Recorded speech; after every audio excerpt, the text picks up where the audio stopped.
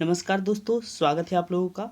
तो फ्रेंड्स, आज हम लोग एक बहुत ही इम्पोर्टेंट टॉपिक पर डिस्कशन करेंगे और ये निबंध योग के महत्व पर होगा। जैसा कि आप लोग यहाँ पे टाइटल देख रहे हैं, योग का महत्व पर निबंध। इसका आने का चांसेस है बहुत ज़्यादा। कारण है कि ये हर साल अंतर्राष्ट्रीय स्तर पर मनाया जाता है। तो हो सकता है कि एसएससी इस बार इसको दे दे या फिर आगे आने वाले एग्ज़ाम्स में इसका इम्पोर्टेंस को देखते हुए इसको टॉपिक के रूप में दिया जाए। तो चलिए आते हैं योग के बारे में। अगर आपको लिखना होगा तो क्या लिखेंगे, कैसे लिखेंगे, देखिए एक एक स्टेप। तो देखिए, सबसे पहले आपको इंट्रोडक्शन देना होगा। तो इंट्रोडक्शन कैसे देंगे? योग दुनिया में सबसे लोकप्रिय अभ्यास है। ये क्या है? अभ्यास। अभ्यास मतलब एक्सरसाइज, ठीक है, जिसकी शुरुआत भारत में योगियों द्वारा की गई। तो आपने देखा होगा योगी महात्मा जो थे उनके द्वारा ये शुरू किया गया था। यह एक व्यायाम है जिसे हम अपने शरीर को संतुलित करके करते हैं। यह जीवन भर स्वस्थ रहने का सबसे अच्छा और सुरक्षित तरीका भी माना जाता है। यह हमारे शरीर के साथ साथ मन पर भी नियंत्रण रखने में हमारी मदद करता है।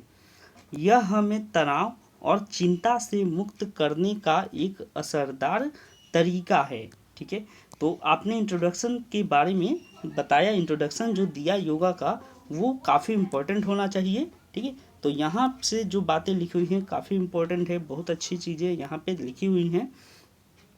तो देखिए यहाँ पे योग का जो महत्व है, आप भी जानते होंगे कि अगर आप रोज़ योग करते हैं, रोज़ अभ्यास करते हैं तो स्वस्थ आप बिल्कुल रहेंगे। ठीक है, बहुत सारी बीमारियाँ इससे ख़त्म हो जाती हैं, है ना। उसके अलावा सबसे इम्पोर्टेंट जो है वो होता है कि यह हमारे मस्तिष्क को, ठीक है, हमारे जो दिमाग है उसको शांत करता है, उसको नियंत्रित करता है। ये काफ़ी इम्पोर्टेंट बात है। आगे बढ़िए।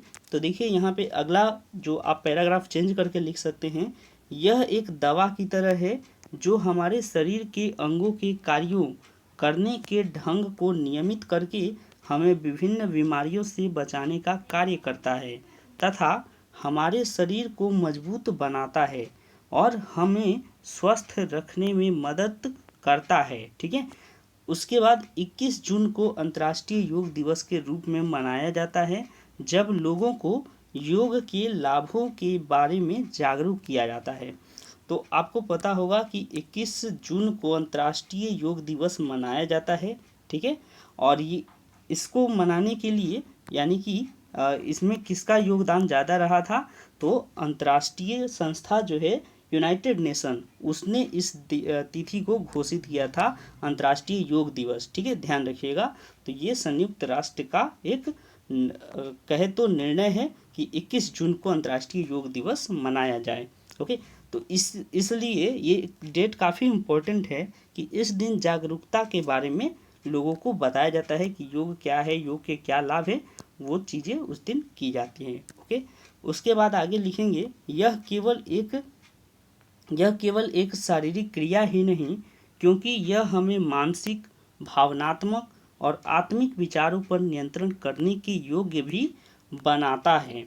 सबसे इम्पोर्टेंट बात इसका है कि ये हमारे मानसिक जो तनाव है, हमारी जो मानसिक गतिविधियाँ, उसको नियंत्रित करता है। ठीक है, आप भी योग अगर करते होंगे तो आपका जो मस्तिष्क है वो काफ़ी नियंत्रण में आपका आ जाएगा।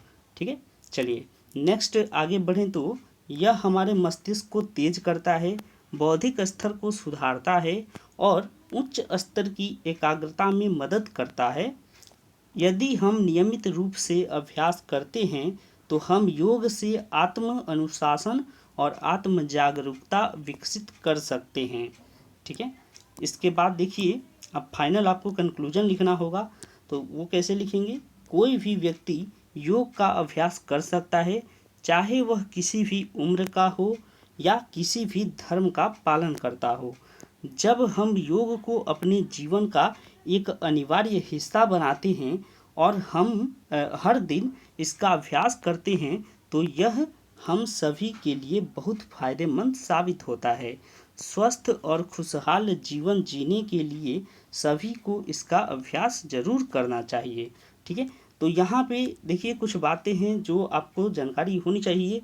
जैसे कि कहा गया है कि किसी भी उम्र और धर्म के लोग इसको कर सकते हैं। आपने देखा होगा कई लोग इस पर सवाल उठाते हैं कि योग केवल हिंदुओं का एक अभ्यास है और हिंदुओं के लिए बना है, तो ऐसा नहीं है। आप जानते होंगे कि जो सऊदी अरब है वो एक मुस्लिम कंट्री है ना। सऊदी अरब एक मुस्लिम कंट्री है, फिर भी उसने क्या किया है, योग को एक खेल के रूप में माना है। ठीक है, योग को उसने पहचान देने के लिए एक खेल के रूप में इसे स्वीकार किया है और इसको काफ़ी लोग वहाँ पे अपना रहे हैं।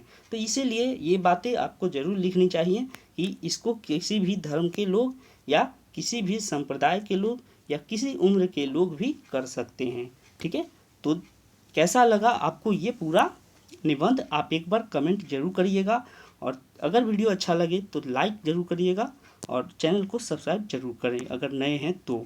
मिलेंगे अगले वीडियो में जो इसी तरह की हेल्पफुल वीडियो होगी और आपके जो टियर 2 के एग्ज़ाम्स है उसमें बहुत बड़ी अहम रोल निभाएगी। तो इसी आशा के साथ thank you for watching the video. मिलेंगे अगले वीडियो में।